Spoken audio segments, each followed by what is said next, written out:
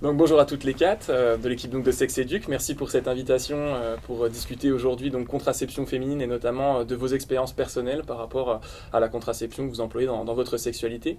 Donc moi je m'appelle Nelson Paris, je suis médecin sexologue et donc la proposition c'était qu'on discute tous les cinq aujourd'hui avec une approche peut-être plus théorique et des éléments supplémentaires de ma part de par cette casquette de sexologue.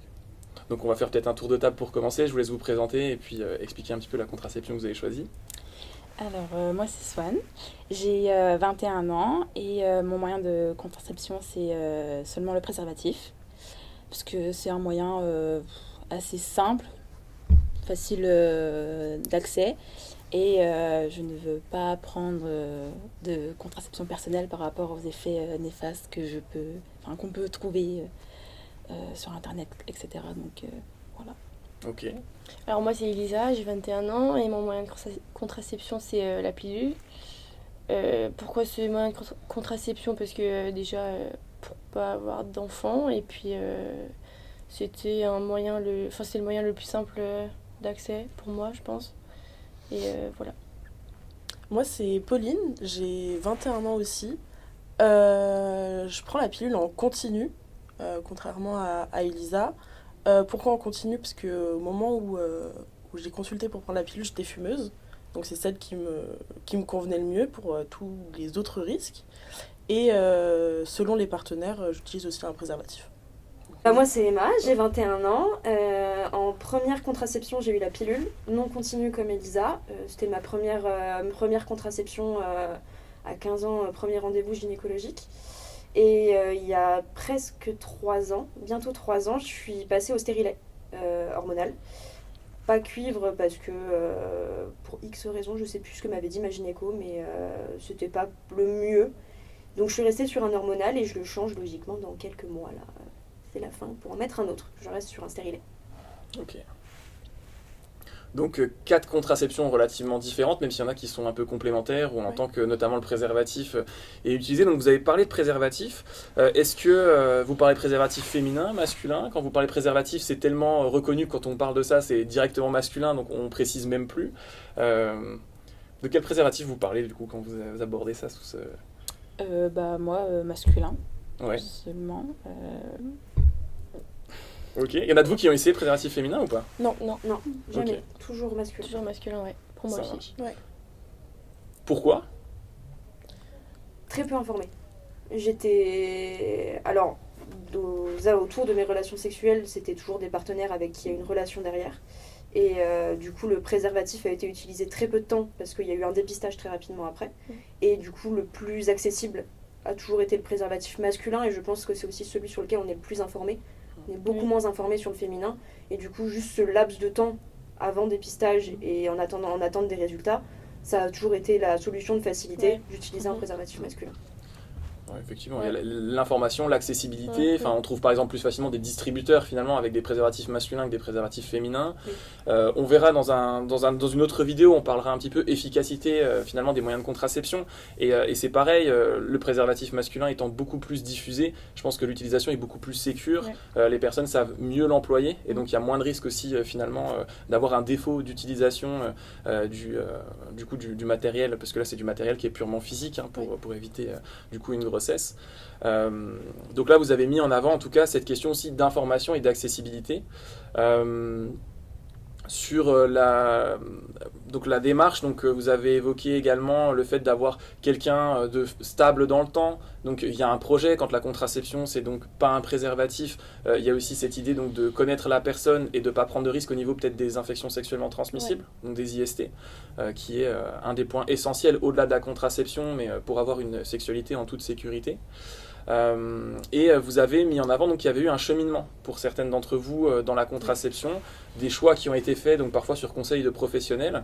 Est-ce que vous voulez nous expliquer un petit peu plus en détail finalement votre parcours et pourquoi vous êtes passé par exemple d'une contraception à une autre et comment se sont fait finalement les discussions avec les professionnels?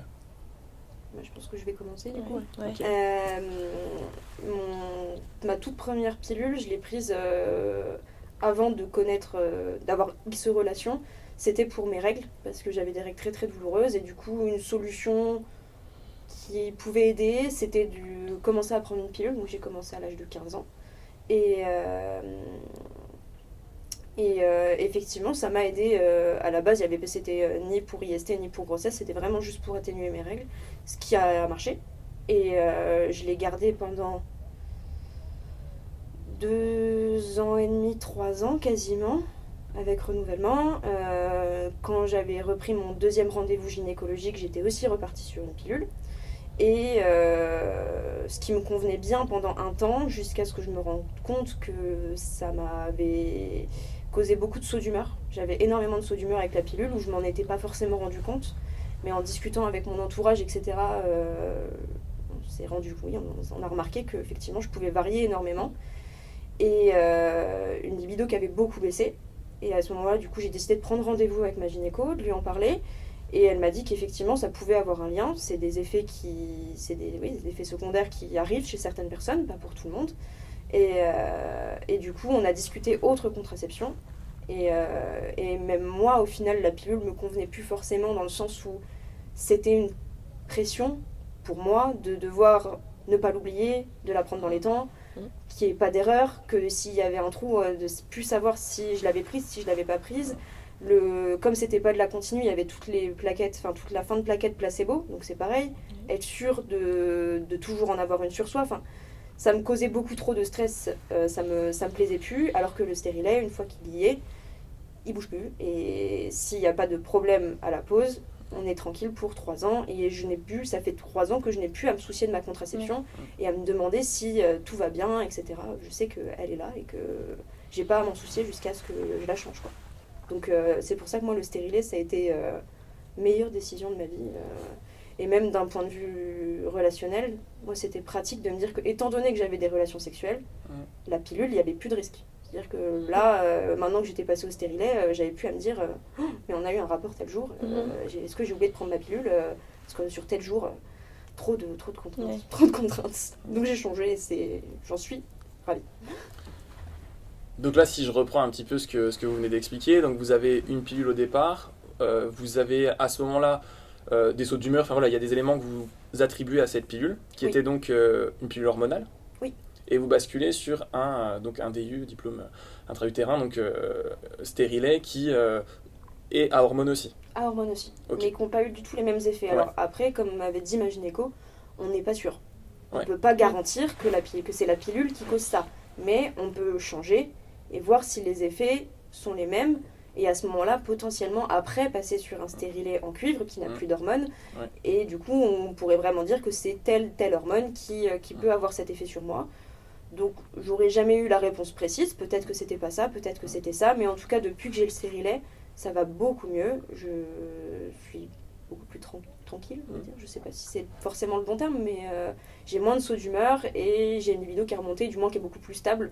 Ou alors qu'avant, elle était vraiment très plus stable. Tout varie au niveau des périodes. La libido, c'est encore un autre sujet, mais j'ai moins l'impression d'avoir des très hauts et des très bas, et ça de manière continue, un jour sur deux. Voilà.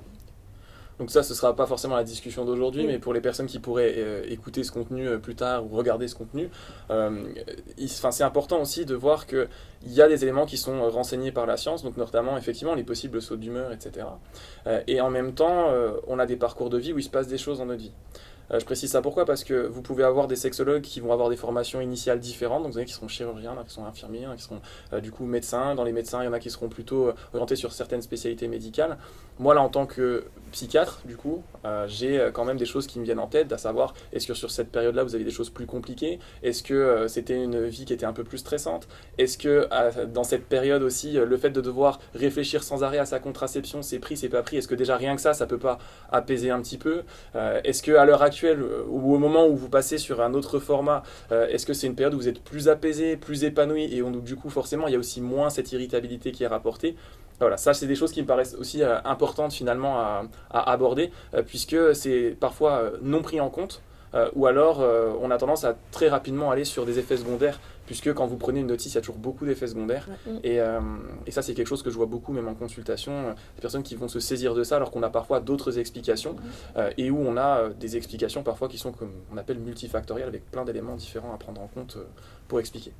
En tout cas, donc, à l'heure actuelle, une contraception qui vous correspond, qui vous permet d'être plus détendu par rapport à ces prises qui peuvent être oubliées, notamment quand on est sur de la pilule.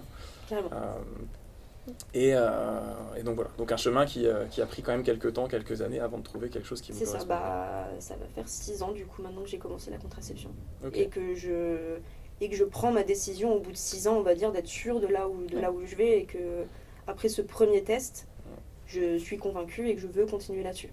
Ok. Très bien, merci. Est-ce que vous avez un parcours un peu différent, vous voudriez Bah alors moi, c'est un peu différent de Emma, mais moi j'ai d'abord pris rendez-vous chez le médecin parce qu'il n'y avait pas de place. Enfin, il y avait, je crois, un délai d'1 mois chez le gynéco, donc j'ai d'abord pris un rendez-vous là-bas. Et elle m'a prescrit la pilule, je crois, maximum pour 1 an parce que elle peut pas vous donner une ordonnance d'au-delà d'1 an. Et au-delà de ces 1 an, après je suis allée chez le gynéco du coup pour qu'elle me fasse aussi une ordonnance de 1 an.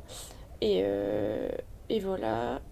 Et du coup, bah, je vais à la pharmacie pour me la procurer avec mon ordonnance et voilà. Ça fait combien de temps que tu la prends ? Depuis que j'ai 18 ans, ouais, je peux préciser. Depuis que j'ai 18 ans. Ouais. Et c'est tout. C'était mon seul moyen de contraception. Avec parfois le préservatif ? Avec préservatif, ouais, Ouais. pendant les rapports. Donc là, par souci, du coup, qu'est-ce qui vous motive à ce moment-là de dire préservatif en plus ? Bah, je pense que c'est plutôt pour éviter une grossesse, je pense. Ok. Et voilà. Parce que donc, du coup, le fait de doubler, ça va permettre d'avoir 2 contraceptifs en même temps. Donc effectivement, quelqu'un qui a cette volonté de ne pas tomber enceinte va du coup peut-être augmenter les chances de ne pas être enceinte. Et puis vous avez quand même, avec le préservatif, au-delà de la pilule, ce qu'on disait tout à l'heure, la protection pour tout ce qui est infection sexuellement transmissible. Donc qui est quand même une sécurité autre pour avoir une sexualité plus épanouie. Puisque la sexualité, c'est effectivement tout ce qui est de l'ordre physique. Mais comme on l'a abordé juste avant, la dimension psychologique, elle est quand même extrêmement importante. Et si pendant un rapport sexuel, on est sans arrêt en train de se demander si la pilule a été bien prise ou est-ce que là, il y a un risque d'avoir une infection sexuellement transmissible, ça ne permet pas d'être vraiment détendu et finalement d'avoir ce moment de partage et techniquement de plaisir normalement avec le partenaire. Bien sûr, ouais. Ok. Voilà. Ça marche. Merci. Moi, du coup, c'est une pilule en continu. Je suis allée chez mon médecin traitant. Je continue toujours à aller chez mon médecin traitant pour me la renouveler. Du coup, en continu, parce qu'une pilule normale, en étant fumeuse, il y a des risques d'AVC. Du coup, on limite les risques. Donc, je prends la pilule en continu. Même si j'ai arrêté de fumer, ma pilule me convient parfaitement. Je l'oublie pas, j'ai un rappel sur mon téléphone tous les jours. Ouais. Donc, c'est parfait. Oui, le préservatif, quelquefois, parce que même si c'est des partenaires de confiance à chaque fois, pour éviter une grossesse à tout prix, quoi. Puis c'est tout. T'as jamais été chez le gynéco ? Non. Ok. Non. Je sais, c'est pas bien. En tout cas, c'est sûr que par rapport à ça, donc souvent les médecins généralistes, médecins traitants, médecins de famille, en fonction de comment les gens les appellent, vont avoir la possibilité de mettre en place des traitements en première ligne, avant les spécialistes. Et très souvent, à un moment donné, il y a le fait de vouloir un avis spécialiste par-dessus pour confirmer que ce qui a été mis en place est bon, que c'est bien toléré sur certaines surveillances, parfois sur des prises de sang, là notamment sur tout ce qui est gynécologique. Donc de mémoire, c'est 25 ans le premier frottis. Enfin voilà, il y a des choses qui sont importantes à faire. Donc c'est sûr qu'à un moment donné, il y aura la discussion de la consultation spécialisée.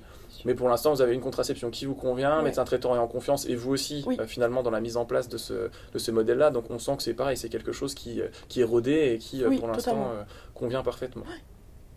Ok, ça marche. Et moi, j'ai pratiquement pas eu de cours par rapport à ça au collège ou au lycée, sur la sexualité ou la contraception. Je connaissais rien, donc je me suis renseignée sur Internet. Et comme Emma l'a dit, j'ai vu tous les effets négatifs, saut d'humeur, prise de poids ou des boutons ou perte de libido. Donc ça m'a... Enfin, je ne veux pas en prendre à cause de ça. Et c'est pour ça que je compte pas que du coup sur le préservatif. pour du coup éviter de tomber enceinte et les IST, etc. Ok. Ouais. Donc on voit que c'est encore, en tout cas c'est encore des sujets qui sont peu abordés, peu développés. On sait que normalement ça fait partie du programme finalement au niveau de l'éducation nationale. Et puis ils ont développé un certain nombre de choses. Vous avez l'UMNI, enfin voilà, il y a des vidéos qui sont très intéressantes, qui sont produites quand même en lien avec l'éducation nationale. Mais en fonction de notre âge, c'était plus ou moins développé, plus ou moins bien expliqué. Il y a eu pendant longtemps une éducation qui était basée plutôt sur risque de grossesse, risque, sans parler finalement des éléments positifs autour de la sexualité. Je pense qu'il est important de rappeler aussi que c'est pas une course, que chacun a son temps, son timing. Des gens qui rentreront dans leur sexualité plus tard, il y en a où c'est un petit peu plus tôt, mais globalement c'est quand même dans un moment où les personnes se sentent et en ont envie et c'est partagé, pas juste pour faire plaisir ou pour faire quelque chose qui serait de l'ordre d'une mise en danger. Et en tout cas cet aspect, j'ai été chercher sur internet, ça renvoie à plusieurs choses. Ça renvoie on nous a pas trop donné finalement les informations dont on aurait besoin. Ça, c'est la première chose, et c'est aussi pour ça qu'on est là aujourd'hui, finalement, pour essayer d'amener des éléments à des personnes qui se poseraient des questions. Et puis, ça veut dire aussi qu'au niveau des ressources autour de vous, c'était pas un sujet facile à aborder. Internet. Oui, c'est plus moi où je n'osais pas non plus en parler à mes parents, parce que je voulais pas non plus trop qu'ils sachent mes relations, etc. Donc oui, pour moi, c'était la solution la plus simple, Internet.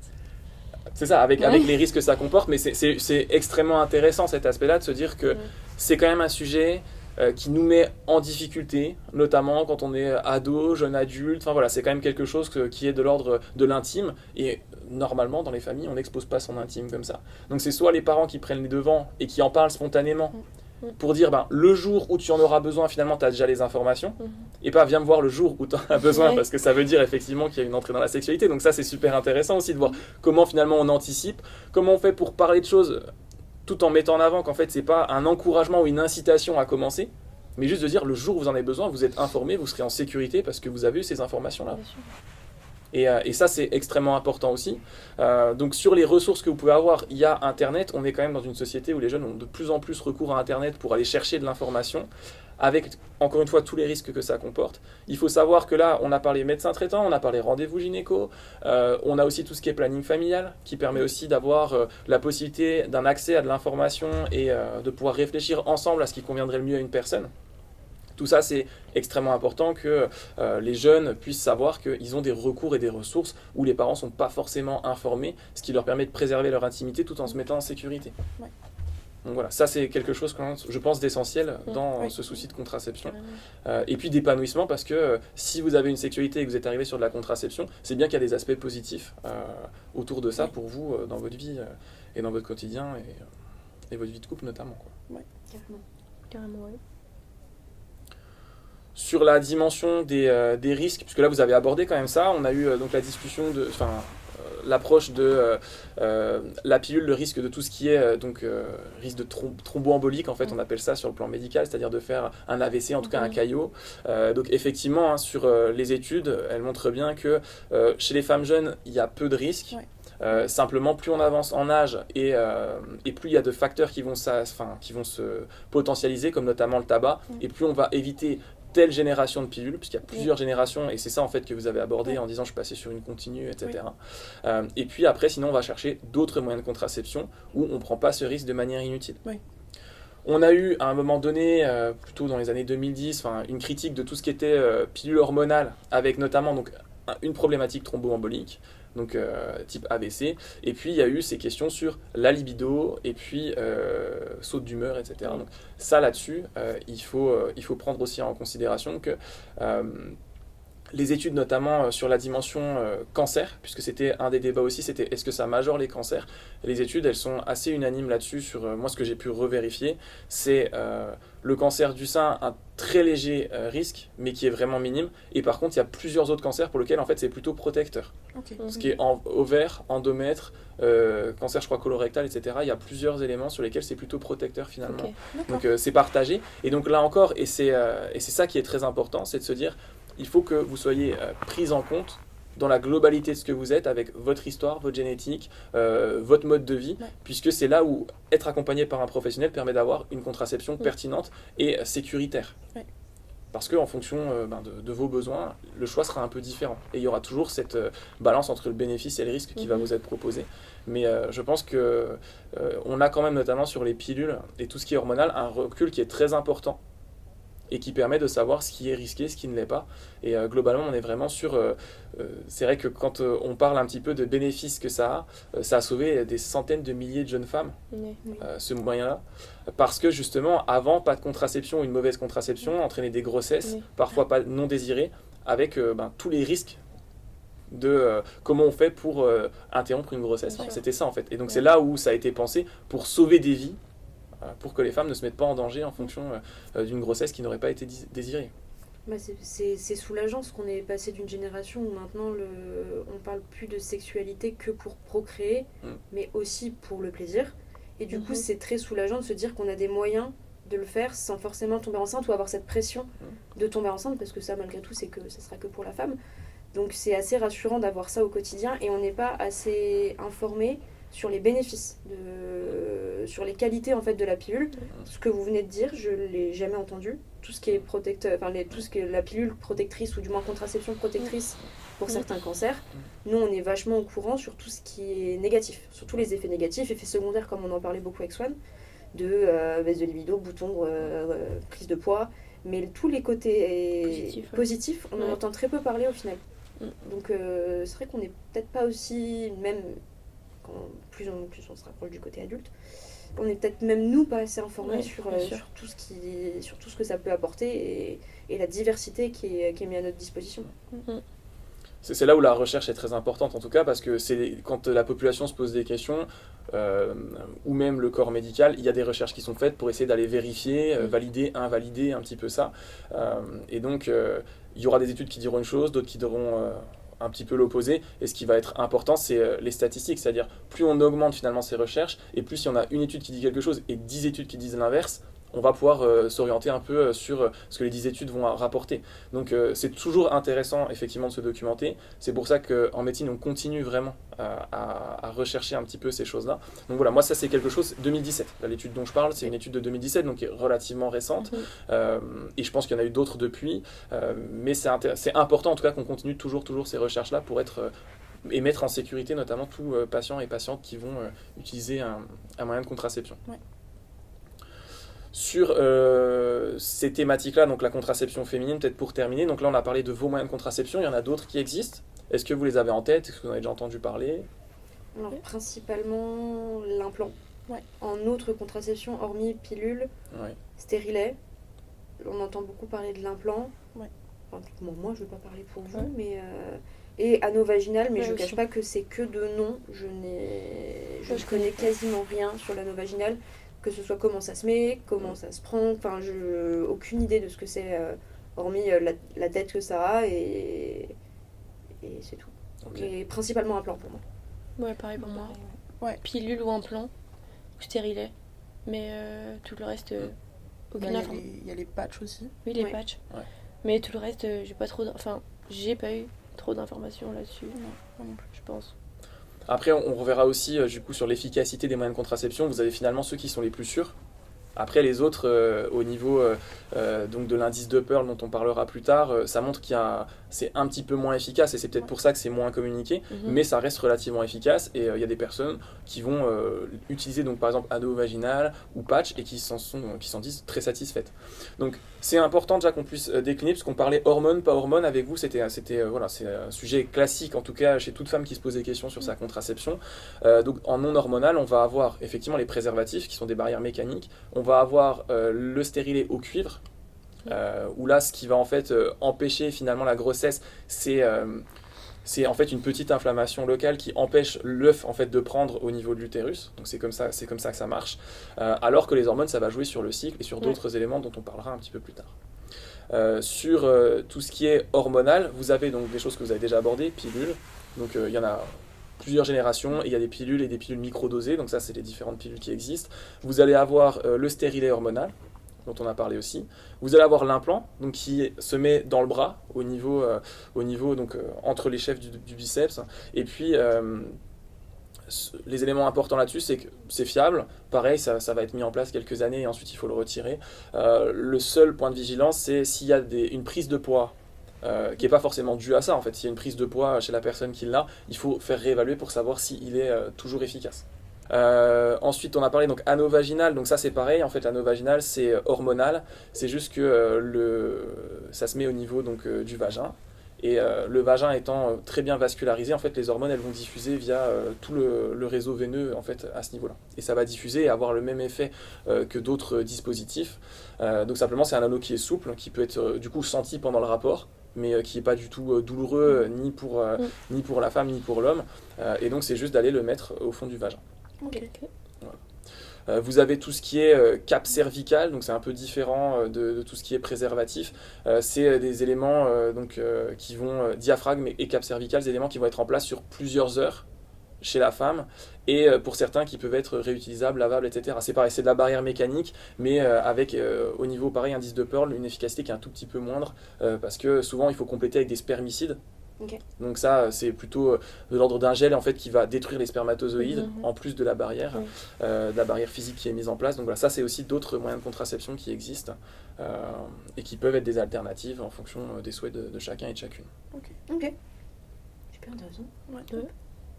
Le patch. Voilà, parce que vous l'avez évoqué aussi. Le patch, donc pareil, c'est hormonal. Ça va être mis sur certaines zones du corps, donc plutôt au niveau épaule. En tout cas, on évite la zone proche du sein. Pour les raisons que je disais tout à l'heure, c'est qu'en fonction s'il y a des progestatifs, c'est là où il faut surveiller. Donc c'est pas mis dans ces zones-là. Il y a des femmes qui s'en disent très contentes aussi. Elles savent qu'elles doivent le mettre à telle partie du mois. Et puis derrière, elles sont tranquilles.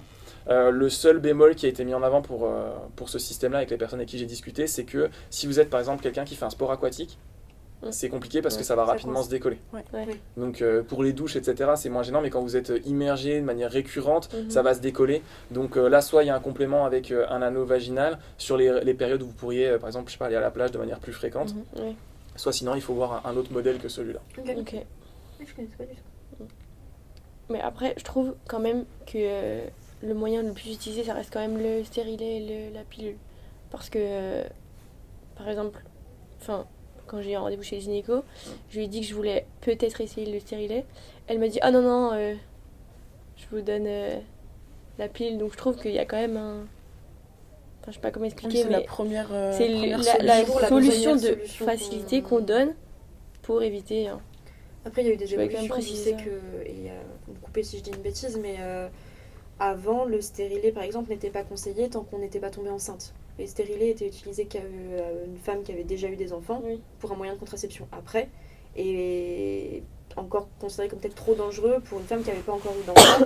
Depuis, ça a grandement évolué et on peut mettre stérilet sur des femmes qui n'ont jamais eu d'enfant. Et il y a eu plein de cheminements comme ça, mais c'est vrai que je suis d'accord avec toi. Moi, mon premier rendez-vous gynéco, on n'a, je pense, même pas abordé une autre contraception que la pilule. J'ai dit que je voulais une contraception. On m'a dit, bah ça sera ça. Ou ça. C'est-à-dire que... Mais différents types de pilules, mais on ne m'a pas proposé autre chose qu'une pilule.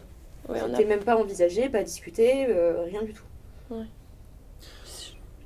Après, ça dépend le degré d'urgence que vous mettez aussi. Enfin, alors, je vais rebondir juste sur la partie où il fallait pas avoir eu d'enfant. Ouais. C'était une certitude pour celui au cuivre.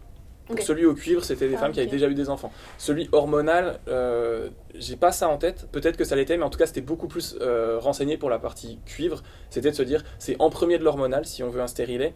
Et si jamais c'est une personne qui a déjà eu des enfants, pourquoi pas du coup celui au cuivre. Ok. Ça a changé. Ça fait, je crois, depuis 2017 où c'est plus du tout en premier lieu on met le hormonal. Si quelqu'un veut du cuivre, ça peut être mis même chez une personne qui a jamais eu d'enfant. Ouais, moi, c'était des infos alors, qui sont peut-être aussi, ça fait du coup au moins 3 ans que quand j'en avais discuté avec ma gynéco, et je sais que par exemple c'était le premier avis quand j'en avais parlé avec ma maman, qui elle avait eu des stérilets après ses grossesses. Et elle m'a dit non, c'est pas possible, t'as jamais eu d'enfant, tu peux pas mettre un stérilet. Ma gynéco m'a toujours dit que c'était ça. Et sauf que du coup, ça remontait à longtemps. Et elle était sous stérilet depuis longtemps aussi, mais du coup, forcément, toujours après enfant. Oui. Donc au moins déjà plus de 21 ans. Et depuis, ça a changé. Et c'est pour ça que j'en avais discuté avec ma gynéco. Elle m'avait dit non, maintenant, c'est plus le cas. Le stérilet, que ce soit cuivre ou hormonal, vous pouvez le faire même sans avoir eu d'enfant, ni aucune grossesse avant, c'est plus un problème. Mais c'est vrai que la discussion, et j'ai eu la chance d'avoir des parents très ouverts à ce sujet-là, Mais c'est vrai que du coup, d'une autre génération, ce qui est aussi intéressant, c'est qu'effectivement, au début, elle m'a dit mais c'est pas possible, tu peux pas mettre un stérilet. Je lui ai dit, bah, si, je crois que si. Ouais.